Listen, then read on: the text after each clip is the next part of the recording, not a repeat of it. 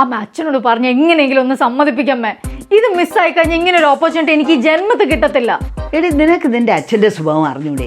ഇവിടെ techno park കിട്ടിയിട്ടേ ദൂരമൊന്നും അറിഞ്ഞു വിടാത്ത മനുഷ്യരാ. പിന്നെ ഇതുവരെ ഈ ചർച്ച അവസാനിച്ചില്ലേ? അല്ല മോളെ, നീ എന്ത് ധൈര്യത്തിലാണ് ബാംഗ്ലൂർക്ക് ഒറ്റയ്ക്ക് പോകാൻ നിൽക്കണേ? അവിടെ നിനക്ക് എന്തെങ്കിലും സംഭവിച്ചാൽ ഞങ്ങൾക്കൊന്ന് ഓടി എത്താൻ പറ്റുമോ? എന്ത് സംഭവിക്കാനാ അച്ഛാ? അവനാ ഈ ചാൻസ് കിട്ടിയെങ്കിൽ അച്ഛൻ വിടത്തില്ലേ? വിടും, കാരണം അവൻ ആണാണ്. അവന് വേറെ സിറ്റിയിൽ പോയാലും പേടിക്കണ്ട. അതുപോലെയാണ് നിനക്ക്. അതെ, ഈ പെമ്പിളർക്ക് പറ്റിയ പണി ടീച്ചിങ്ങും ബാങ്കിങ്ങും ഒക്കെയാണ്. അതാകുമ്പോൾ രാവിലെ 9 മണിക്ക് പോയി വൈകുന്നേരം 5-6 മണിയാകുമ്പോൾ വീട്ടിലെത്താം.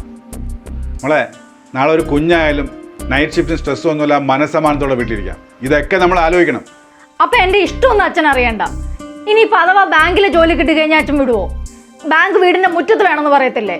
അതൊക്കെ എത്രയേ ഉള്ളൂ. നമുക്ക് ഈ വീട്ടിൽ ഇനി ഈ സംസാരം വേണ്ട. അച്ഛാ good morning. Good morning. Shanthini, ഇവനൊരു ചായ ഇട്ട് കൊടുത്തേ. എടാ മോനെ, നാളെ ഫാർമസി കൗൺസിലിൻ്റെ ഒരു മീറ്റിംഗ് ഉണ്ട്. നീ ഒന്ന് അറ്റൻഡ് ചെയ്തേക്കണേ.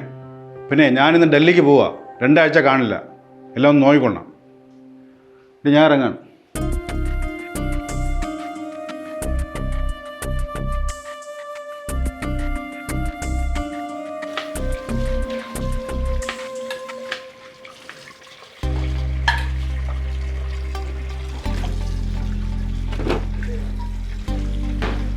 അമ്മ ഒന്ന് തേച്ചാ അമ്മ. എടി അതിനൊന്ന് തേച്ചുകൂടെ?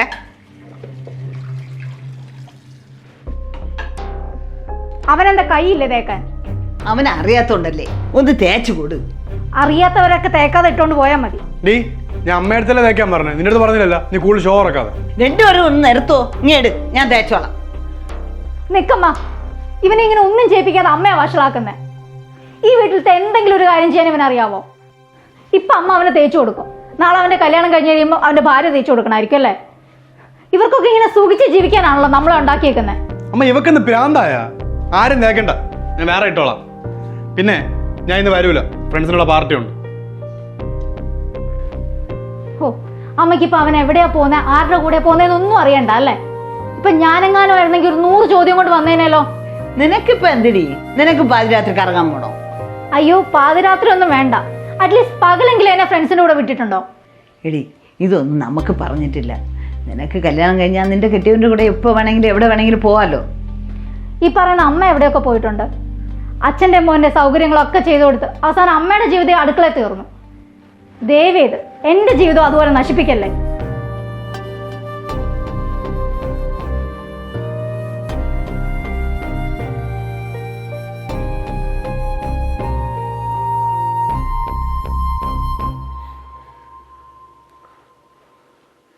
സാറേ, ഈ ഫയൽസ് ഒന്ന് വെരിഫൈ ചെയ്തെങ്കിൽ നമുക്ക് ബില്ലിങ്ങിന് കൊടുക്കായിരുന്നു. അവിടെ വെച്ചേക്ക് സാറേ, കുറച്ച് അർജൻറ്റാണ്. അവിടെ താഴെ വെച്ചേക്ക്, ഞാൻ നോക്കാം. ശരി സാർ.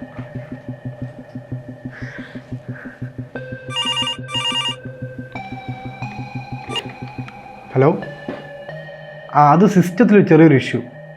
അതാണ് അക്കൗണ്ട്സ് ഒന്നും സെൻഡ് ചെയ്യാൻ പറ്റാത്തത്. അതൊരു 2 ദിവസത്തിനുള്ളിൽ ശരിയാക്കാം. സാർ, സ്റ്റോക്കൊക്കെ തീർന്നിരിക്കില്ല.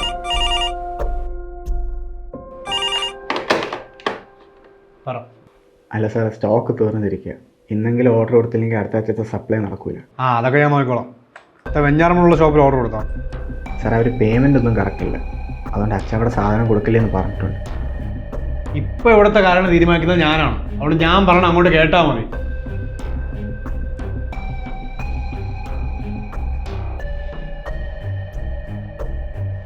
ചൂടിയതാരോ കാറ്റോ കാമിനിയോ.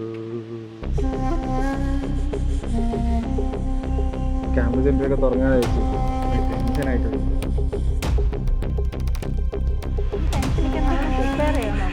ശാന്തിനി, ഞാനടാ മാമ, ഇതെന്റെ കോളേജിലെ ജൂനിയറാ. നീ ഒന്നും പറയണ്ട. ഇവനെ കണ്ടറിയവൻ്റെ ഉദ്ദേശം എന്താണെന്ന്. നല്ല വീട്ടിലെ പെൺപിള്ളേരെ വഴിതെറ്റിക്കാൻ നടക്കുന്നു. ഡാ, പോടാ അവിടുന്ന്. ഈ ഏരിയ കണ്ടുപോയത് എന്താണ് ചെറിയുന്നത്? പോടാ.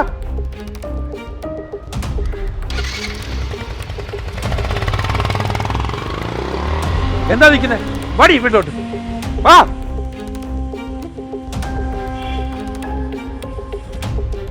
അയ്യോ ചേട്ടാ, അവള് എൻ്റെ അടുത്ത് പറഞ്ഞിട്ടാ ബുക്ക് കൊടുക്കാൻ പോയത്. ഓ, ഈ ലക്ഷണത്തിലാണ് മോളെ നിങ്ങൾ വളർത്തുന്നത് അല്ലേ? ആദ്യം ബുക്ക് അസൈൻമെന്റ് എന്നൊക്കെ പറഞ്ഞമാർ വരും. അപ്പൊ ഞാൻ കണ്ടതുകൊണ്ട് കുഴപ്പമില്ല, വേറെ ആരും കണ്ടിരുന്നെങ്കില? അതിന് നാട്ടുകാർ കാണാൻ പറ്റാത്ത എന്താ മാമ ഞാൻ അവിടെ ചെയ്തോണ്ടിരുന്നേ? നിർത്തടി, വലിയൊരു സംസാരിക്കുമ്പോൾ ഇടയൊക്കെ സംസാരിക്കണം. ഇവളുടെ പഠിത്തമൊക്കെ കഴിഞ്ഞില്ലേ, കെട്ടിച്ചുവിടാൻ നോക്ക്. കല്യാണമൊക്കെ സമയമാകുമ്പോൾ നടന്നോളൂ, അതിന് മാമൻ ടെൻഷൻ അടിക്കണ്ട. എടി അത് കറുപടി. നീയൊക്കെ കൂടെ കൊഞ്ചിച്ച് വഷളാക്കിയോണ്ടാണ് ഇവിടെ ഇങ്ങനെ സംസാരിക്കുന്നത്. എന്റെ മോളും എല്ലാം ആയിരിക്കണമായിരുന്നു, വിവരമാണ് ഞാൻ.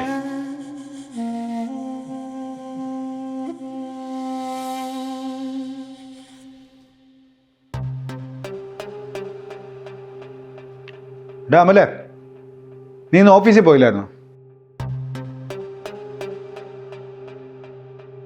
നീ ഈ രീതിയിലാണ് ബിസിനസ് നോക്കുന്നെങ്കിലേ കുറച്ച് ദിവസം കൊണ്ട് തന്നെ എല്ലാം അടച്ചു പൂട്ടാം. അച്ഛൻ, ഞാൻ അങ്ങോട്ട് പറയാതിരിക്കായിരുന്നു. എന്നെ കൊണ്ട് ഈ ബിസിനസ് നോക്കാൻ വയ്യ. വയ്യെന്നാ? എടാ, 10-40 കൊല്ലം കഷ്ടപ്പെട്ട് ഞാൻ ഉണ്ടാക്കിയെടുത്ത സ്ഥാപനമാണ് ഇത്. നീ നോക്കിയില്ലെങ്കിൽ പിന്നെ ആര് നോക്കും? ആര് നോക്കിയാലും കൊള്ളാം, എന്തായാലും എന്നെ കൊണ്ട് പറ്റൂല. രാവിലെ മുതൽ 10,000 കോളാണ്. അത് കഴിഞ്ഞിട്ട് വീട്ടിൽ വന്നൊന്ന് മനസ്സുമായിട്ടിരിക്കാന്ന് വെച്ചാൽ അതിനും സമ്മതിക്കൂല.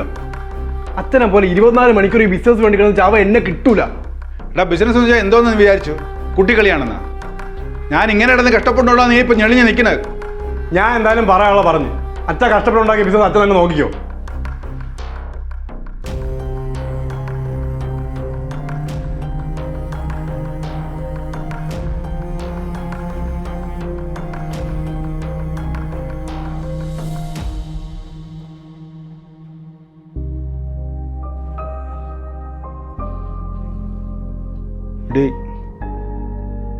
ഇത്രയും കാലം നമ്മുടെ മോൻ ഈ ബിസിനസ്സൊക്കെ നോക്കി നടത്തുന്നുള്ള പ്രതീക്ഷയിലായിരുന്നു ഞാൻ.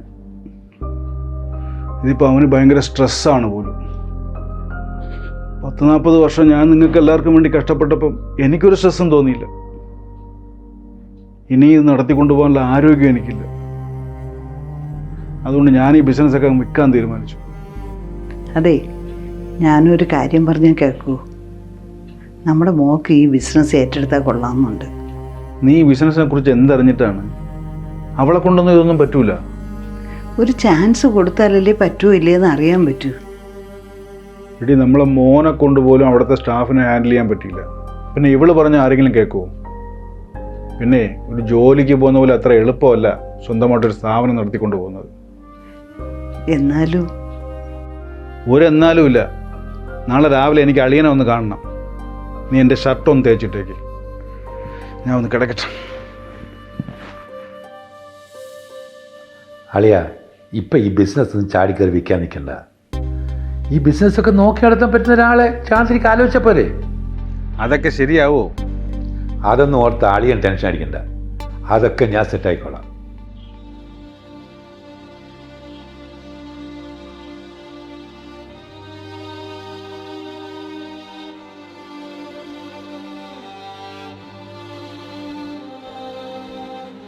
അതെ, ചാന്ദിനി അടുത്ത ആഴ്ച ബാംഗ്ലൂരിൽ പോകണം. അവിടെ ജോയിൻ ചെയ്യാൻ കമ്പനിയിൽ നിന്ന് വിളിച്ചിരുന്നു. ബാംഗ്ലൂരിലൊന്നും പോകാൻ പറ്റില്ലെന്ന് അന്നേ ഞാൻ നിന്റെ അടുത്ത് പറഞ്ഞതല്ലേ? എന്താ ഈ വീട്ടിലൊരു കാര്യം ഒരു പ്രാവശ്യം പറഞ്ഞാൽ ആർക്കും മനസ്സിലാവില്ലേ? അവൾ പോയാൽ എന്താ കുഴപ്പം? നിങ്ങൾ ഇങ്ങനെ ഒച്ച വയ്ക്കുകയൊന്നും വേണ്ട. അവൾക്ക് കഷ്ടപ്പെട്ട് കിട്ടിയ ജോലിയാണ്, അല്ലാതെ നിങ്ങളുടെ മോനെ നിങ്ങൾ ദാനം കൊടുത്തതുപോലെ അല്ല. നിർത്തടി. ഇല്ല, ഇനിയും ഞാൻ സംസാരിച്ചില്ലെങ്കിലേ എൻ്റെ ഗതിയായിരിക്കും എൻ്റെ മോക്കും. ഇത്രയും കാലം നിങ്ങൾക്ക് നിങ്ങളുടെ മോനായിരുന്നു വലുത്. നിങ്ങൾ രണ്ടുപേരും ഒന്നുപോലെ ഇതുവരെ നോക്കിയിട്ടുണ്ടാ?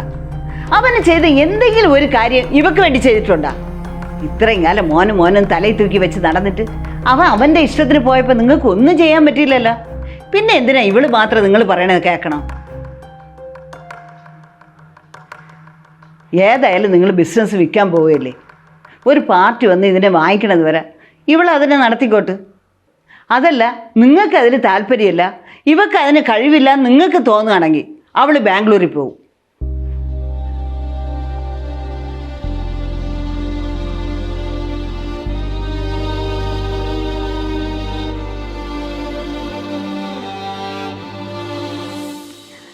ഇന്ന് മുതൽ നമ്മുടെ വർക്കിംഗ് പാറ്റേണിൽ ഒരു ചെറിയ മാറ്റം ഞാൻ വരുത്താണ്. ഇനി തൊട്ട് നിങ്ങളുടെ സെയിൽസിനെ ഡിപ്പെൻഡ് ചെയ്തായിരിക്കും നിങ്ങളുടെ ഇൻസെൻറ്റീവ്സ്. നിങ്ങളൊന്ന് ആഞ്ഞ് ശ്രമിച്ചു കഴിഞ്ഞാൽ ഇപ്പോൾ കിട്ടുന്നതിനെക്കാട്ടി 20,000 തൊട്ട് 30,000 വരെ നിങ്ങൾക്ക് ഏൺ ചെയ്യുകയും ചെയ്യാം.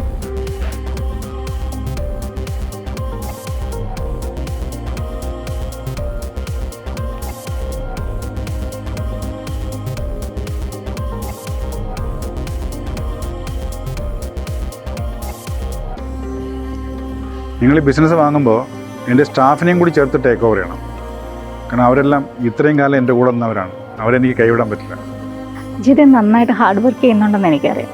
പക്ഷേ അതിൻ്റെ കൂടെ നമുക്കൊരു സ്മാർട്ട് വർക്കും കൂടെ എപ്പോഴും വേണം. ഈ കസ്റ്റമേഴ്സുമായിട്ട് നമ്മളൊരു പേഴ്സണൽ റിലേഷൻഷിപ്പ് കീപ്പ് ചെയ്യുന്നത് നല്ലതാണ്. അങ്ങനെയാണെങ്കിൽ അവർ നമ്മളെ വിട്ട് ഒരിക്കലും പോകത്തില്ല.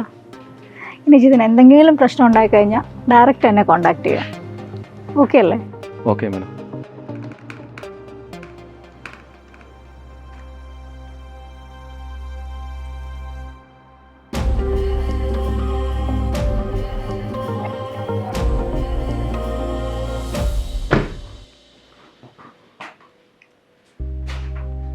ആ സാർ പറഞ്ഞു. സുഖമല്ലേ അല്ലേ? ആ ശാന്തിനി അവിടെ? മാഡം സെയിൽസ് ടീമിന് ട്രെയിനിങ് കൊടുക്കാം. ഒരു 10 മിനിറ്റ് ഇപ്പോൾ തീരും. എനിക്ക് കഴിഞ്ഞ ഒരു വർഷത്തെ അക്കൗണ്ട് ഡീറ്റെയിൽസ് വേണമായിരുന്നു. നമ്മുടെ അക്കൗണ്ട് ടീമിനോട് പറഞ്ഞിട്ട് ഒന്ന് എടുക്കാൻ പറ്റുമോ? സാറേ ഇപ്പോൾ അക്കൗണ്ട്സ് ഞാൻ ഹാൻഡിൽ ചെയ്യണുണ്ട്. നമ്മൾ പുതിയ ബില്ലിംഗ് സോഫ്റ്റ്വെയർ ആക്കിയതിന് ശേഷം നമുക്ക് ഡാഷ്ബോർഡിൽ തന്നെ ഇപ്പോൾ എല്ലാ ഡീറ്റെയിൽസും കിട്ടും. അത് കൊള്ളാം. സാറ് ക്യാബിന് വെയിറ്റ് ചെയ്തു, ഞാൻ ഇപ്പോൾ എടുത്തോണ്ട് വരാം. ശരി. ശരി.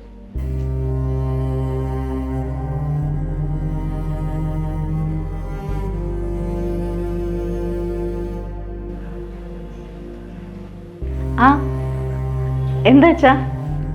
അതെ മോളെ, നമ്മുടെ ബിസിനസ് വാങ്ങാൻ ഒരു പാർട്ടി റെഡി ആയിട്ടുണ്ട്. അപ്പോൾ അക്കൗണ്ട്സ് ഒക്കെ നോക്കാൻ വേണ്ടി വന്നതാണ്. സാറേ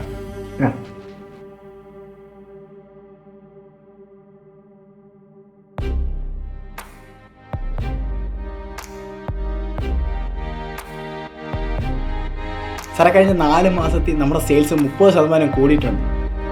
അതുമാത്രമല്ല, ഇപ്പോൾ പുതുതായിട്ടുള്ള 60ഓളം മെഡിക്കൽ സ്റ്റോർസിനും ഹോസ്പിറ്റൽസിനും എല്ലാം നമ്മളാണ് ബില്ല് ചെയ്യുന്നത്.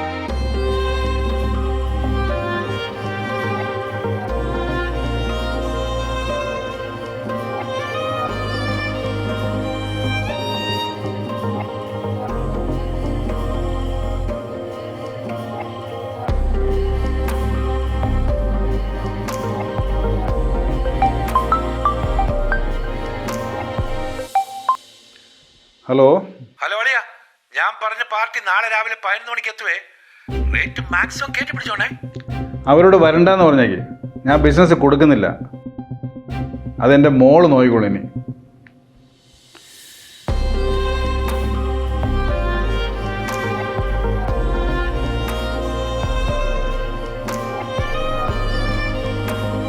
നമ്മുടെ നാട്ടിൽ പല പാരൻസും ആൺമക്കൾക്ക് കൊടുക്കുന്ന ഫ്രീഡത്തിൻ്റെ ഒരു അംശം പോലും പെൺമക്കൾക്ക് കൊടുക്കാറില്ല. ഇനി പെൺമക്കൾക്ക് എത്ര കഴിവുണ്ടെങ്കിലും അവരെത്ര പഠിച്ചിട്ടുണ്ടെങ്കിലും അവരെ ഏറ്റവും നല്ല രീതിയിൽ എങ്ങനെ കെട്ടിച്ചു വിടാമെന്നാണ് പല പാരൻസും ചിന്തിക്കുന്നത്. ഇതിനിടയ്ക്ക് അവരുടെ ആഗ്രഹം എന്താണെന്നോ ലക്ഷ്യം എന്താണെന്നോ പലരും ചോദിക്കാറ് പോലും. നമ്മൾ പെൺമക്കളെ അത് ചെയ്യൽ ഇത് ചെയ്യൽ എന്നൊക്കെ പറഞ്ഞ് റെസ്ട്രിക്റ്റ് ചെയ്യുമ്പോൾ അറിഞ്ഞോ അറിയാതെയോ അവരുടെ കഴിവുകളെ നമ്മൾ തന്നെ ഇല്ലാതാക്കുക. അതുകൊണ്ട് ഇനിയെങ്കിലും ആൺമക്കളെയും പെൺമക്കളെയും 2 രീതിയിൽ കാണാതെ അവരുടെ പൊട്ടൻഷ്യൽ അനുസരിച്ച് വളരാനുള്ളൊരവസരം ഓരോ പാരൻസും ഒരുക്കി കൊടുക്കുക. എല്ലാവർക്കും ഒത്തിരി സന്തോഷം നേർന്നുകൊണ്ട് താങ്ക് യു. ഒരു പെണ്ണായതുകൊണ്ട് നിങ്ങളുടെ ഫാമിലിയിൽ നിന്ന് നിങ്ങൾക്ക് ഫേസ് ചെയ്യേണ്ടി വന്ന റെസ്ട്രിക്ഷൻസ് എന്തെല്ലാമാണെന്ന് താഴെ കമൻറ്റ് ചെയ്യുക. ഈ കമൻസ് വായിച്ചിട്ടെങ്കിലും പല പാരൻസും ഒന്ന് മാറി ചിന്തിക്കട്ടെ. ആൺമക്കൾക്കും പെൺമക്കൾക്കും കുടുംബത്തിൽ ഈക്വൽ ഓപ്പർച്യൂണിറ്റീസ് ഉറപ്പുവരുത്താൻ തീർച്ചയായും ഈ വീഡിയോ മാക്സിമം ഷെയർ ചെയ്യുക. SK Talks ഫാമിലിയുടെ ഭാഗമായി ഒത്തിരി പോസിറ്റീവ് മെസ്സേജസ് ഈ ലോകത്തോട് ഷെയർ ചെയ്യണം നിങ്ങൾ ആഗ്രഹിക്കുന്നുണ്ടെങ്കിൽ SK Talksന്റെ യൂട്യൂബ് ചാനൽ സബ്സ്ക്രൈബ് ചെയ്യുക. SK Talksന്റെ ഫേസ്ബുക്ക് പേജ് ഫോളോ ചെയ്യുക. നിങ്ങളും ഒരു ചേഞ്ച് മേക്കർ ആകാൻ ആഗ്രഹിക്കുന്നുണ്ടെങ്കിൽ SK Talksന്റെ ഒഫീഷ്യൽ വാട്സാപ്പ് നമ്പറിലേക്ക് മെസ്സേജ് അയയ്ക്കുക. Thank you. ഉയർന്ന നിലവാരമുള്ള നിലക്കടല എണ്ണ, മന്ത്ര ഗ്രൗണ്ട്നട്ട് ഓയിൽ, ഇതേ നൽകുന്നു.